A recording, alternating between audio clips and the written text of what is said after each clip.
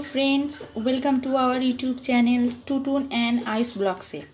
आशा करी सबाई भालो आछेन। आज आबार हाजिर नतून भिडियो निये। आजकेर भिडियोटा होच्छे एकटा नतून रेसिपि निये। नतून रेसिपि बोलते सेटा कारोर काछे नतून नय, सबार काछेई पुरानो एकटा घरोया रेसिपि। सेटा मेनलि देखतेई पाच्छेन मटनेर रेसिपि। मटनेर एकटा इजी वेते आमी रान्ना शेखाबो। जेहेतु मटनटा चिकेनेर मतो अत सहजे रान्नाटा करा जाय ना, कारण एकटू बयल होते बा सेদ্ধ होते समय लागे। ताई आमी जेटा करबो जेटा आध घंटार मध्य मटन आपनार दारुण भावे रान्ना हो जाबे, सेদ্ধ हो जाबे और टेस्ट होबे एकदम बिये बाड़ी फेल करे जाबे, आपनि आंगुल चाटते बाध्य हबेन। तो आशा करी सबार भालो लागबे। और शुरू करार आगे भिडियो एक कथा बोले नी, जारा जारा एखोनो चैनलटा सबस्क्राइब करेननि तादेर काछे अनुरोध सबस्क्राइब करे देबेन प्लिज, और बेल बाटनटाओ प्रेस करे देबेन, ताते आमी जखन नतून भिडियो आपलोड करब आपनादेर काछे नोटिफिकेशन चले जाबे। और आमार प्रत्येकटा भिडियोते आमार साथे आमार पाशे थाकबेन आपनारा, और आपनादेर संग छाड़ा आमी अपूर्ण। तो आर कथा ना बाड़िए चलुन आजकेर रेसिपिते जाওয়া যাক। तो रेसिपिटाते तो देखतेই পাচ্ছেন मेन उपकरण হচ্ছে আমাদের मटन, और तार साथे जेगुलो लागबे सेगुलोও देখিয়ে दिই उपकरण। एखाने आमी हाफ करे आलू केटे निয়েছি और এটা সামান্য নুন দিয়ে फ्राई করে রেখেছি, তুলে রেখেছি। এটা আমি কড়াইয়ে চিকেনটা করব, আর সেই জন্য চিকেনটা আমি একটু কুকারে একটা কি দুটো হাই করে সিটি মেরে নিয়েছি, সিটি দিয়ে নিয়েছি। এখানে নুন আর হলুদ আর সামান্য তেল আর ভিনিগার, নুন হলুদ তেল দিয়ে আমি ম্যারিনেট করে রেখেছিলাম, আর সামান্য ভিনিগার দিয়ে এর মধ্যে সামান্য একটু জল দিয়ে দুখানা সিটি দিয়ে নিয়েছি। আর আলুটাও এখানে বয়েল ভেজে রেখেছি, হাফ বয়েল হয়ে গেছে ভাজতে ভাজতে। আর এইদিকে যা যা লাগবে সেটা হচ্ছে আমি এখানে আমার কাছে মটন মশলাটা শেষ হয়ে গেছিল, তাই চিকেন মশলাই নিয়ে নিয়েছি, আর গোলমরিচের গুঁড়ো, আর এদিকে লাগবে এই কাশ্মীরি রেড চিলি পাউডার আর গরম মশলা। আর এখানে আমার তন্দুরি চিকেনের মশলা ঘরে ছিল, সেটাও আমি একটু ইউজ করব। আপনাদের যদি না থাকেন এটা স্কিপ করে যাবেন এই মশলা। আর একটু টমেটো কেচাপ লাগবে, আর চিলি মশলা চিলি সস লাগবে, আর এদিকে ধনে গুঁড়ো জিরে গুঁড়ো, এটা তো কমন জিনিস। আমি এখানে দুটো ছোট ছোট পেঁয়াজ কুচি করে নিয়েছি, কারণ এখানে বড় বড় দুটো পেঁয়াজ আমি পেস্ট করে নিয়েছি। এটা খুব দরকারি জিনিস। মটনের যখন বিয়েবাড়ি টাইপের ঝোল করবেন, পাতলা ঝোল নয়, একটু গাঢ় গাঢ়, তখন সেক্ষেত্রে অবশ্যই পেঁয়াজ পেস্ট কিন্তু দিতে হবে, পেঁয়াজ বাটা। সেখানে আমি দুখানা বড় বড় পেঁয়াজ বাটা নিয়েছি, আর দুখানা ছোট ছোট পেঁয়াজ কুচি নিয়েছি। আদা আর রসুন পেস্ট নিয়েছি পরিমাণ মতো, আমি নেব এখান থেকে। আর এখানে দুখানা টমেটো পিউরি করে নিয়েছি, মানে গ্রাইন্ডারে পেস্ট করে নিয়েছি। তো আর এখানে নুন হলুদ আর স্বাদ মতো সামান্য অল্প পরিমাণে চিনি দেবো। তো এগুলো তো লাগছেই, তার সঙ্গে একটু ফোড়ন হিসাবে তেজপাতা দেবো। তো আপাতত এইটুকুনি আমার ইনগ্রিডিয়েন্টস। তো চলুন এবার রান্নাটা করা যাক। দেখুন এখানে আমি কড়াইয়ে তেল আগেই ছিল, আলু ভাজার যে তেলটা ছিল তার সঙ্গে আরেকটু তেল দিয়ে আমি গরম হতে বসিয়ে দিয়েছি। তেল আমার গরম হয়ে গেছে, তাই আমি 5-6টা তেজপাতা এর মধ্যে দিয়ে দেবো।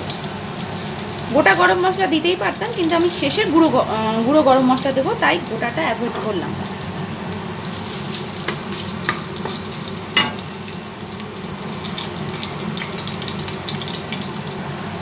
তেজপাতাটা আমার হয়ে গেছে, ফোড়ন মানে গরম হয়ে গেছে, ভাজা হয়ে গেছে। এবার আমি এই কুচনো পেঁয়াজটা দিয়ে দেবো।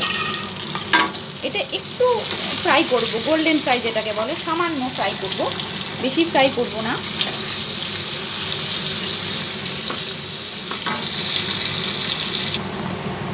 তো দেখতেই পাচ্ছেন আমার পেঁয়াজটা ভাজা প্রায় হয়ে গেছে। আর এর সঙ্গে এবার আমি পেঁয়াজ বাটাটা দিয়ে দেবো। এটা আমি কিছুক্ষণ নাড়াচাড়া করব, তারপরে আদা রসুন পেস্টটা দেবো। এটা কিছুক্ষণ একটু ভেজে নিতে হবে, কারণ নাহলে কাঁচা পেঁয়াজের মতো হবে ব্যাপারটা, সেটা ভালো লাগবে না।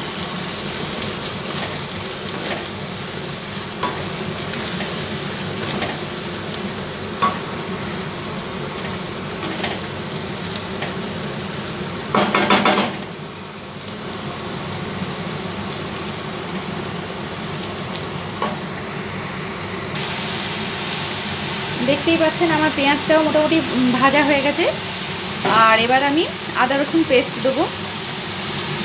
আমি বড় চামচের 1-2 চামচ 3-4 চামচ দেবো, কেন এখানে আদাও আছে রসুন আছে, 4 চামচ তো মোটামুটি দেবো। যেহেতু এটা পাতলা ঝোল হবে না সেহেতু একটু মশলাটা বেশিই লাগবে, 4 চামচ মতো দিলাম আমি। আর যদি এটা পাতলা হতো সেখানে মশলা একটু কম পরিমাণ দিলেও হতো। এইটা একটু কষতে থাকবো। এর সঙ্গে আমি একেবারে ধনে গুঁড়ো জিরে গুঁড়ো দিয়ে দেবো।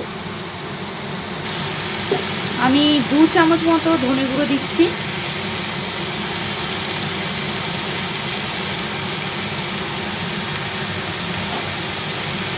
আর 2 চামচ জিরে, একই পরিমাণ মতো দিয়ে দিচ্ছি, দুটো সমানভাবে।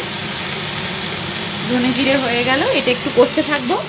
তারপরে কষাটা মোটামুটি হয়ে গেলে আমি টমেটো পিউরিটা দেবো।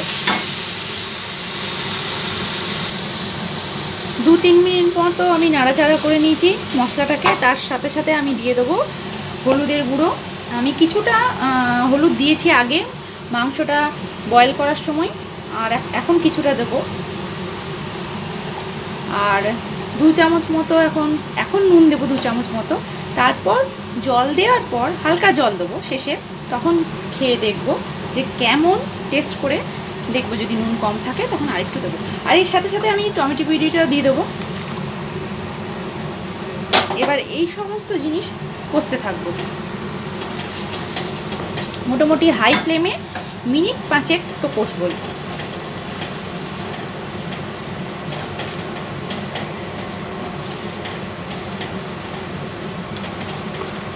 যতক্ষণ না তেল বেরোচ্ছে। তারপর আমি এক এক করে গুঁড়ো মশলাগুলো দেবো, যেগুলো প্যাকেটের গুঁড়ো মশলাগুলো আছে।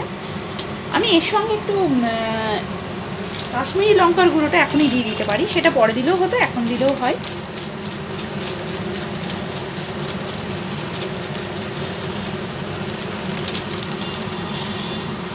মোটামুটি 2 চামচ মতো দিয়েছি ছোটো চামচে। ব্যাস, এখন আর কিছু দেবো না, এটা এবার কষতে থাকবো। তো দেখুন আমার মশলাটা প্রায় কষা হয়ে গেছে। এবার আমি একটু চিনি দিয়ে দেবো, সামান্য চিনি, মিষ্টির জন্য নয়, স্বাদের জন্য। চিনি দিয়ে দিলাম। আর এরপরে এবার গুঁড়োগুলো দিয়ে দেবো, গুঁড়ো মশলা যেগুলো ছিল, যেমন গোলমরিচের গুঁড়ো ছিল, আর তার সাথে আমি তন্দুরি চিকেনের যে মশলা দেবো বলেছিলাম সামান্য, সেটা একটু দেবো, বেশি দেবো না। আর এর সাথে দেবো হচ্ছে চিকেন মশলা। আমার কাছে চিকেনটাই ছিল অ্যাভেলেবেল, তাই চিকেন দিলাম। আপনাদের কাছে যদি মাটন থাকে তো মাটন দেবেন। তো এই কটা দিয়ে একটু কষতে থাকবো। এবার আমার মশলা কষা প্রায় শেষ। এরপর আমি এই মটনটা ঢেলে দেবো। জল আছে তো জল সমেতই আমি ঢেলে দেবো, তাতে কিছু এসে যায় না। পুরো মাটনটাই আমি এখানে ঢেলে দেবো। এবার ফোটা পর্যন্ত অপেক্ষা করবো। এটা ভীষণ ইজি ওয়েতে, যারা রান্না করা, যাদের হাতে সময় নেই, বা এই মটন করতে যারা ভয় পায়, মানে সেদ্ধ হওয়ার সময়ের অপেক্ষা করতে চায় না, ভাবে এতক্ষণ সেদ্ধ হতে সময় লাগে, মটন করা দুরূহ ব্যাপার। কিন্তু কিছুই না, এইভাবে করলে ভীষণ ইজি ওয়েতে একেবারে বিয়েবাড়ির মতোভাবে সে করতে পারে, খুব কম সময়। দেখুন আমার মটন কষা একেবারে রেডি। আমি মাঝখানে আলুটা দিয়ে দিয়েছিলাম আর সামান্য জল দিয়ে ঢাকা দিয়ে দিয়েছিলাম। তার আগে সসগুলো দিয়ে দিয়েছিলাম কষার সময়। আর এখন শেষে যেটা দেবো সেটা হচ্ছে গরম মশলা।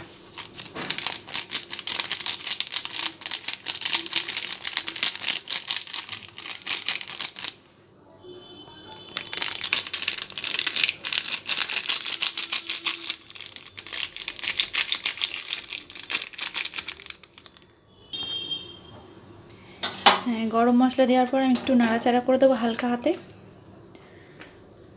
মটন একেবারে সফট হয়ে গেছে, কারণ এটা তো আমি কুকারে আগে সেদ্ধ করে রেখেছিলাম। একেবারে সফট হয়ে গেছে, আর কি দারুণ গ্রেভিটা হয়েছে দেখুন। দেখুন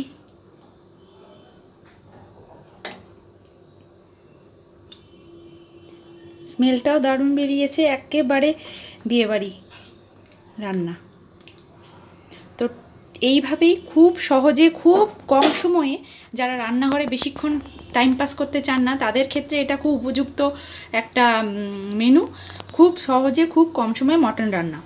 তো আপনারাও এইভাবে কুকারে ট্রাই করে দেখবেন, কেমন লাগলো জানাবেন অবশ্যই কমেন্টসে। আর ভালো লাগলে শেয়ার করবেন, আর সাবস্ক্রাইব যারা করেনি তারা অবশ্যই সাবস্ক্রাইব করে দেবেন। আর আজকের এই রান্না এই পর্যন্তই, দেখা হবে আবার নেক্সট ব্লগে। ততদিন পর্যন্ত টাটা।